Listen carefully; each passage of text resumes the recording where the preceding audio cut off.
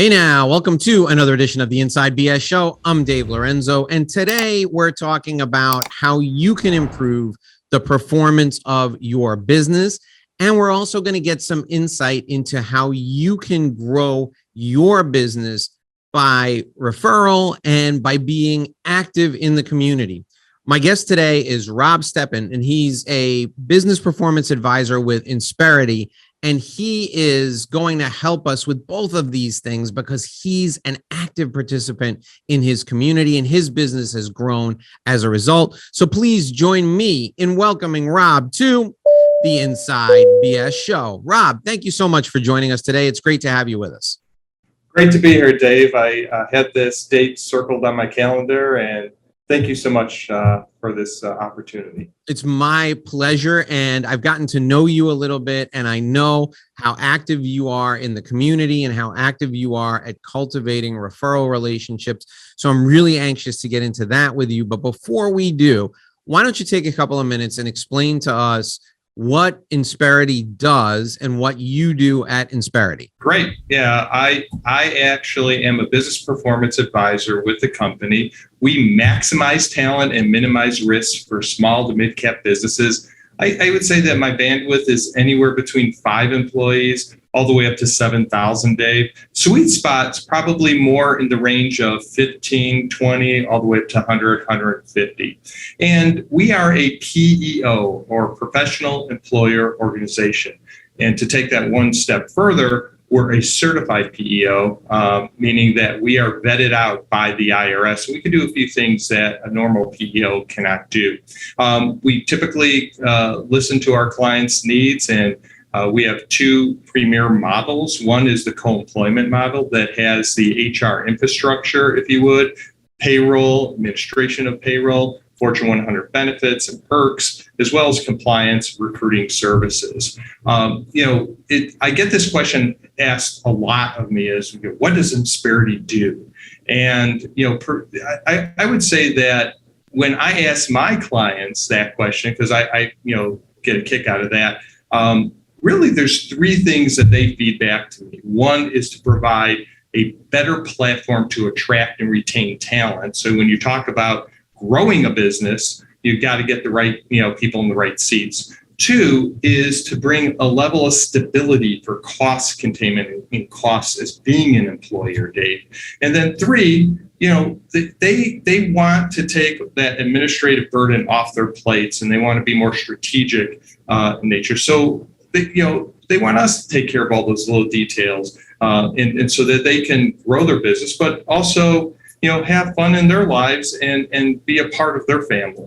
Okay, so you do a lot of the work for people who are, in smaller businesses who don't have the resources to do that work. What's the most difficult part of making an introduction to somebody new? Is it explaining the whole concept that, under your co-employment model that, hey, these are going to be shared employees? Do people freak out when they hear that? Yeah, I get that question often. To be clear, we are not in the employee leasing business. What the co-employment model does, and before coming to Insperity, I was a customer of Insperity, so I know firsthand, kind of coming full circle, if you would.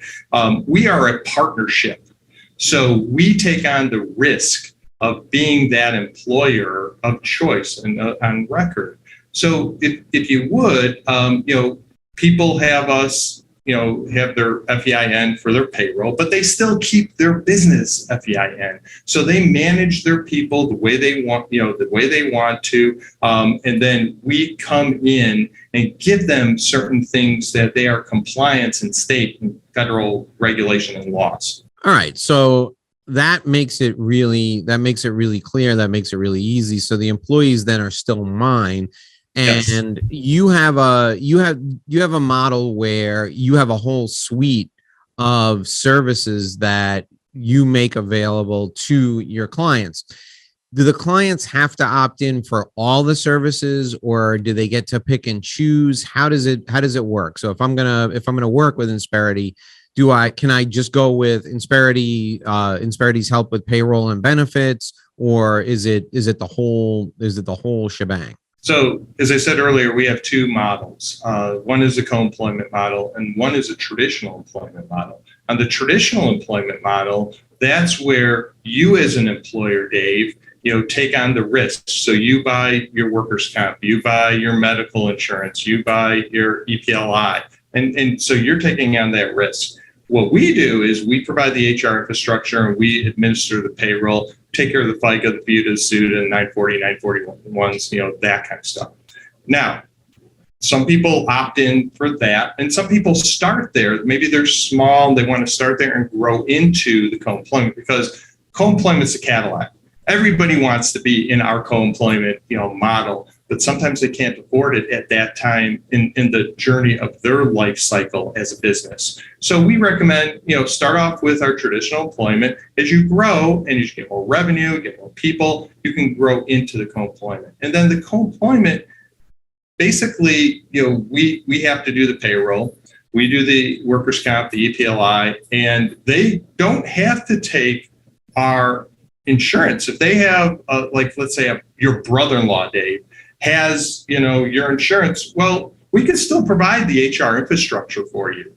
And you can carve that out. And there's certain things that we have the ability to carve out. So it's not like you have to take everything. The other thing I want to bring to your attention is that we meet clients where they are today, and they can grow into this. So let's say they don't have an employee handbook.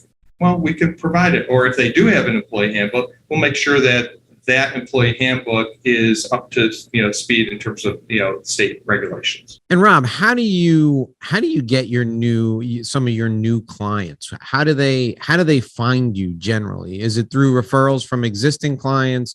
Is it through education programs? How do you find most of your clients? So I do things possibly a little bit different than the regular business performance advisor at Insperity. Some people may take pieces of what I do, and some people may not. So the way I go about finding new businesses, number one, I have center of influences. And so my COIs usually know who I'm looking for, and they make an appropriate recommendation or referral. Number two, I'm in networking groups. We're both in Provisors, great networking group. And typically, we know, like, and trust people in the organization. And then once you get a chance to do that, then the referrals come on. So that's number two. Number three, I do COI events. And I've done a few with Provisors. I did a murder mystery event. I took people out to Gibson's. We're planning a minor league baseball event.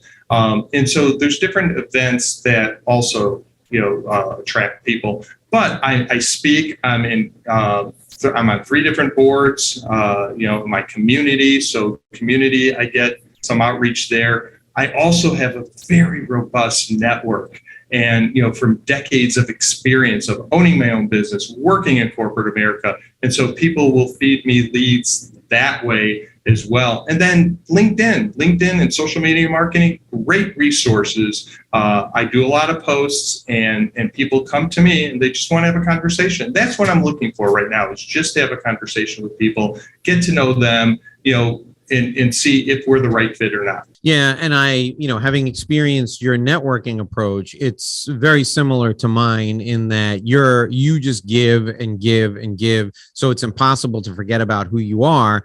And then when somebody eventually receives a referral from you, they're like, well, what can I do to help Rob? Well, he said he wants to meet people in this space. Oh, I know somebody there. It's easy. Then they just make the introduction. So what I'd like to hear from you, and I want you to take a minute and think about this, is I'd like you to give folks who are watching and who are listening, who are in another professional service business, right? I'd like you to give them your blueprint. So if you were starting today, right, and your network was where it was, say, 15 years ago, right? What would be the first few things you would do if you were starting a business, a professional service business today, but you didn't have, 25 years of a network under your belt? Maybe you only had 5 or 10 years of a network under your belt. I'd like to hear how you would get started. And I'd like to hear about that in just 1 minute, because I need to remind folks, Rob, that we're brought to you by Sandrowski Corporate Advisors. For over 35 years, the folks at Sandrowski have provided expert client service. Now, they provide expert client service in tax advice, in business valuation, litigation support, forensic accounting. They do all of that stuff. And their area of expertise, there's three in particular that I always highlight for people. Number one is, of course, tax, especially with high net worth individuals or businesses that are privately held. Now, why do I highlight those two? Because this is where taxes can really kill you. If you're a privately held business and you go to sell your business, you're going to pay capital gains tax on the windfall you get from selling that business. And it can be a real punch in the gut. Well, Sandrowski has a number of different methods that they can employ if you get them into your business in time that can help mitigate, that can help reduce that tax exposure. The second area that I always highlight is Sandrowski's forensic accounting procedures. This is an area where they're very highly regarded. They have a fantastic reputation. Why? Because they can find everything and anything in a business. They can dig down deep into the accounting and look, and if nothing's going on, they'll tell you that nothing's going on, and you can sleep better at night as a result.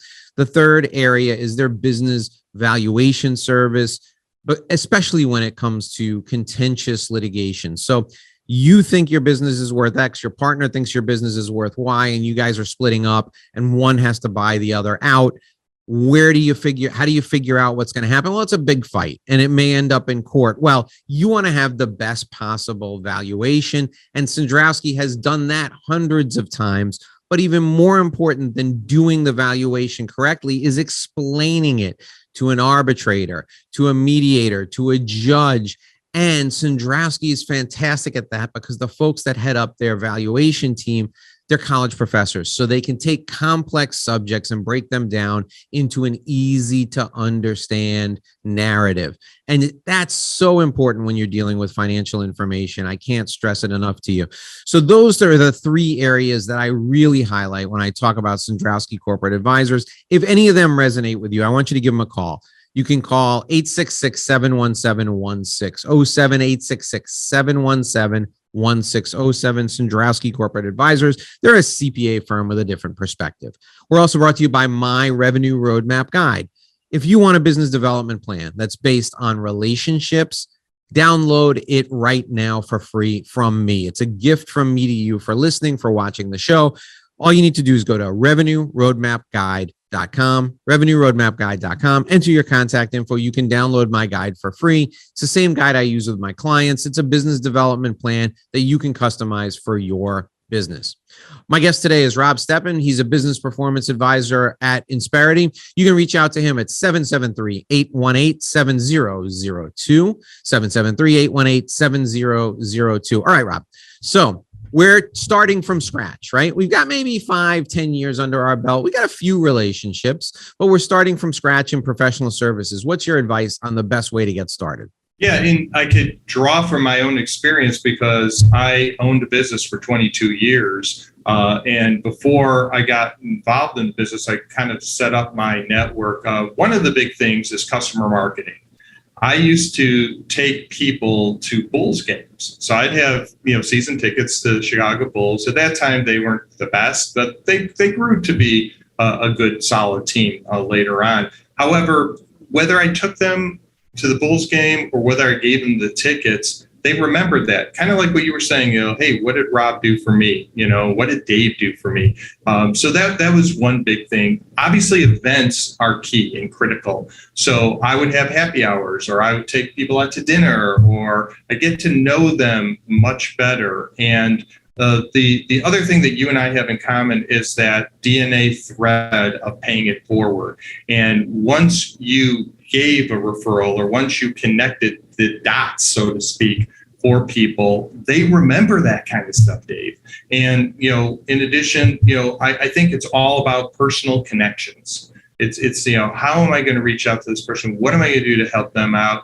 And if it comes back to me, great. If it doesn't, that's the story for my dad. When I was a little boy, I was 9 years old, and I would see my dad walk across the street to our neighbor's house, and he'd have 2 challah breads under his arms. He'd walk across, and so I stopped. I said, "Time out, Dad. What's going on here? What are you doing?" And he said, "Well, one of 2 things is happening with our neighbors, Rob.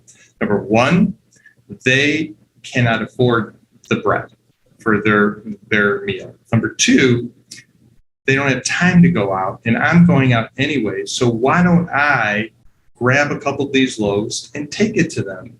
And he pulled me aside, he said, this is a life lesson for you. And you should remember this, that by doing these kind of things for people without expecting something to come back is going to warm your heart. And that's the takeaway. Now, if you get something out of it, that's gravy. That's the cherry on top of the sundae. And I always remember that. It's kind of, embedded in my DNA. My parents were really good at, setting, grounding all of us, my brother and sister and I, and, setting the tone for that obviously I still do today. That's great. I love that. And, Rob, here's the way I look at it. You're a much more altruistic. You have a much more altruistic outlook. I look at it as, I'm going to give to this person over here. I'm going to give to Joe, and I'm going to give to Joe 5 times. And Joe may not ever send me anything back, but I may connect with Rob and give Rob one thing, and Rob may send me 7 things back. So I look at it as those 5 things I gave to Joe are being paid back by Rob, whether he knows it or not. So the way to look at it is not, I gave this guy 5 things and he never gave me anything back. Think of it as making a deposit in the bank account of the universe, right? And then eventually you're going to be able to make a withdrawal when you least expect it. And the really cool thing, and I'm interested in your experience with this, Rob, too, is I find that there are some weeks where all I'm doing, and it takes a tremendous amount of work to refer business, because I call both sides, make sure they're both interested, and then I set up a connection. A lot of times I try to do it either in person or on Zoom. So there'll be a week where I'm constantly doing that. And I've given out, 3, 4, 10 different connections. The strength of them, some of them are stronger than others, but it's always thinking about the other person, doing everything you can to make sure the other person looks good. And then the second that I let off the gas, or the second that I, stop and I think to myself, hey, I gotta focus on doing some of my work, and I focus on doing some of my work. Guess what happens? The phone starts to ring, and it's people who are referring stuff back to me. Or it's when I have something big coming up and I'm thinking to myself, man, I don't know if I'm going to be able to do any outbound marketing this week. Lo and behold, what happens? The phone rings and I get 3 referrals in during a time when I didn't send anything out. So it's just one of those things where the more you do it, the more it pays you back over and over and over again. I'm curious, have you found the same thing? Like, you get caught up in a big, busy week, you don't have time to do a lot of outbound stuff, and the next thing you know, stuff is coming in because you gave out so much over the last 5 weeks? Absolutely. And I couldn't agree more. I echo the sentiment. It's all about, you as a person. You talked about altruism. A couple of my friends, Michael Paskovich, Chris Johnson, embedded that into me several years ago. And having an altruistic behavior boosts my happiness. I'm sure it boosts yours, Dave. Yeah. To help people out. Because helping is a passion and a purpose of my life, and I get the same feeling it's of yours. So with that, attitude and going into these, connectivity and connecting the dots for people, to answer your question, yes, I see that it's all about time management. People ask me, how do you do it? How do you do all these things in your life? And you just got to carve out the time. So for me, I may get up early in the morning and send out referrals. And then, you're right. I get into other things. I get into a proposal. I get into an analysis, or I'm doing a demonstration, or I'm on a service call with our service team. And then all of a sudden, these leads come my way, either on a phone call. Hey, so-and-so said I should give you a call, or emails. Let's connect, type of thing. And it comes in floods.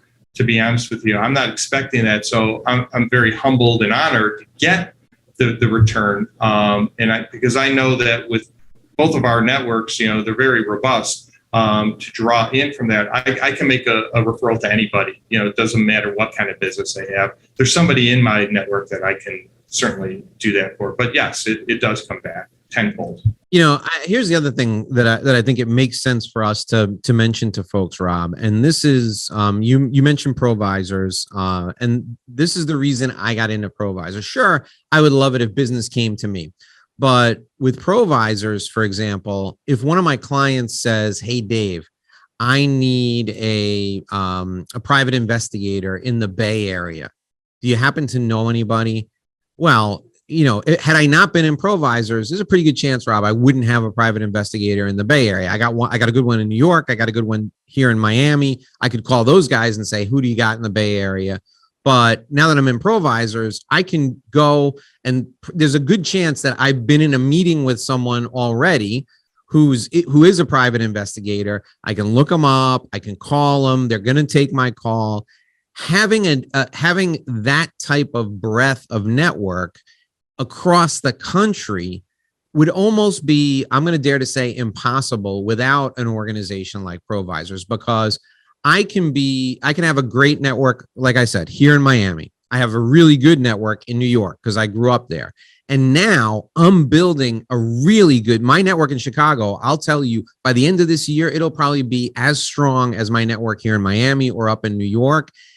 And I have 7,000 other professionals all over the United States who will take my phone call when I pick it up. My resource capabilities for my clients is huge.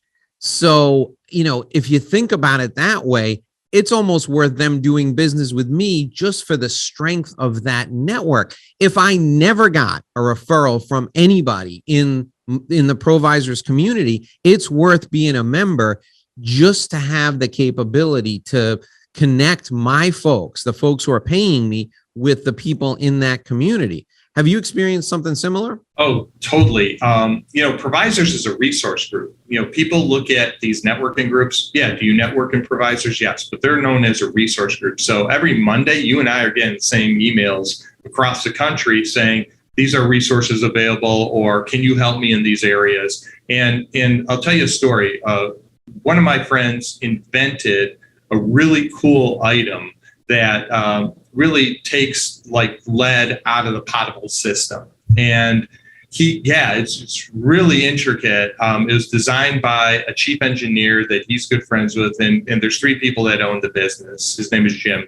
And so Jim came to me one day and said, I'm having trouble with PR. My public, I reach out to all these PR. Now the owner has talked in Washington and done all these trials, and we've had so much success. I just can't get the legs on the PR. And so I met at Provisors at night, the night that we were all there together. I met somebody that specializes in PR, and I actually had lunch with her the other day, and I connected the 2 of them. And now they're going to have a meaningful conversation because he had a need. She, is a trusted advisor, and hopefully she can help him out. Oh, that's tremendous. And I'm sure he was appreciative, and, you didn't have to tell him, but the person you connected him to is going to say to him, Rob came looking for me specifically for you. And think about how that's going to make you look in this guy's eyes. He's going to think, my gosh. So all of us as human beings, Robert, we're under-recognized, right? When I hear somebody say, "Hey, I was thinking about you," I'm like, "Really? You were?" When I hear my wife say, "I was thinking about you," I go, "Really? You were?" It's an amazing thing when somebody goes out of their way for another business person. You have to take notice of that. So what you did there in seeking out somebody to do PR for this person, they're going to think to themselves, "Man, Rob is such a great guy. He found this person for me." And, in a way you did, because that's what you're in Provisors for. That's what you're there to do. So Rob, who have been some of the people over the course of your career that influenced you, that gave you this? You mentioned a couple of them. What specifically did they do that helped you develop this philosophy? Well, obviously, comes right from my mom and my dad. When they were alive, they taught me how to pay it forward. I mean, it wasn't known back then as paying it forward. They set my foundation and really helped me be the person I am today. But a couple other people to answer your question, one of the leaders I worked at the Quaker Oats Company, and one of my leaders was Jim Coy. And Jim instilled a really hard work ethic, when I worked for him. He also helped shape my business acumen way back then. And, that really helps me out today. And another gentleman, Joel Bayer, president of O'Connor Capital out of New York, childhood friend, probably one of the most humblest guys you would ever meet. You would never know that this guy's the president of a huge real estate firm. And he taught me when we were growing up, how to be humble to other people that we interacted with as kids. And so I remember that, and it's always, an honor for me to be a part of anybody's life. And really that came from Joel. No, that's terrific. That's really great. So Rob, tell me, in your mind right now, do you have a list of 2 or 3 or maybe even more people who would be ideal clients for you that you haven't connected with yet? Well, I would say that this year I'm focusing on private equity, finance, VC type of, companies. And I'll tell you why. A friend of mine is a partner in a private equity company, and he told me that once they brought on Insperity to one of their clients, and he was a fractional CEO of this company, and once they brought us on to help them in all the HR infrastructure and really helping them scale their business, that what happened is, the end game is really to sell the business, Dave. And so when somebody was looking at them, the buyers were looking at them, and they found out that Insperity was in there as the co-employment, the partnership that we talked about. That's like, oh, great. I'm going to check the box because there's probably no skeletons in the closet. And, when somebody, unearths things like, that and doing their due diligence, they find these little things that are hanging around, and then they could be deal killers. So that's one. Now, the second thing is that the private equity company, depending on what size they are and what they're doing, can also be a client of Insperity as well. So it's not only just their clients, it's the private equity client as well. Then number 2, I would say technology. I mean, things have gone off the hook. Cybersecurity is like the hot thing right now. I just had a client that said, hey, can you refer me to somebody in cybersecurity because he got hacked? And so this is serious stuff. We talked about getting hacked, way back when and, a few years back, but this was serious to this guy.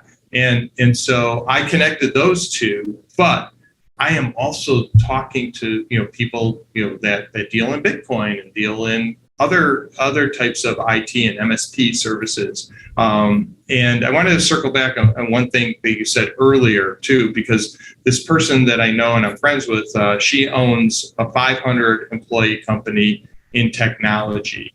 And so, she and I are talking, that's more of a mid-market deal for me. But the thing I'm circling back to you about is that I referred her a few people, and she made a statement saying, Rob, when you keep on referring me, I feel so guilty. To your earlier comment, Dave. And she's like, I feel guilty, so I'm going to get you somebody too. And so there are people like that in the world as well. Yeah, no, look, we're not out there. We're not out there throwing guilt on people. That's not how you and I are wired. But the fact that they're taking on the guilt themselves, if it helps them send me a referral, so be it. I don't want them to feel that way. And I'm sure you're the same way. I don't do it to obligate people to give back to me, because I know whether it comes back to me from them or it comes back to me somewhere else, it's going to come back. So I don't, I'm not looking to refer so that I can get something specific back from them. So Rob, let's do this. Why don't you take a minute and think about 3 things that the folks who are listening, the folks who are watching us, should take away from our time together. We've been talking for about 30 minutes now, and we spent a lot of time talking about how we can give to other people. So I want you to take 3 points and make 3 points for people that they should take away from our time together, which will help them be better at getting business in the door. I want you to do that in just 1 minute, because I need to remind people that we are brought to you by Sandrowski Corporate Advisors. You heard me talk about the services that Sandrowski offers before. Here's the thing about Sandrowski. When you work with them, you're dealing with people who actually own the firm. As opposed to if you decide that you're going to work with, like, let's say the big four in accounting, you're dealing with people who have the title of partner, but they may own, a small fraction of the table and chairs in the office. They don't actually own the firm. If you're working with Sandrowski, everybody that you come in contact with is someone who has a vested interest in your success and in the success of the firm. It's a huge competitive advantage. They also have 35 years of experience, and they don't do everything. You're not going to find a Sandrowski partner doing an audit. Maybe a forensic audit, yes, but not a run-of-the-mill audit. These folks are specialists. They do deep dives into companies to help them save money, make money, and reduce risk. If you want to reach out to Sandrowski, you can call this number, 866-717-1607. 866-717-1607. Sandrowski Corporate Advisors is a CPA firm with a different perspective. Also, I want to give you a gift, my Revenue Roadmap Guide. Go to revenueroadmapguide.com. There, you just enter your contact info and you can download a business development plan that you can customize for your business. It'll help you grow using relationships. It's the same guide I use with my clients, revenueroadmapguide.com. Enter your contact info, download it for free today.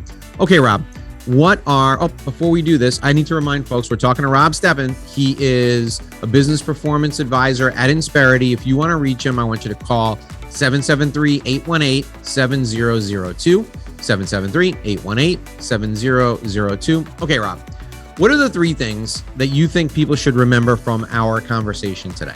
Yeah, I think the first thing, and that's a great question, Dave, is, be you. Don't try to fake it.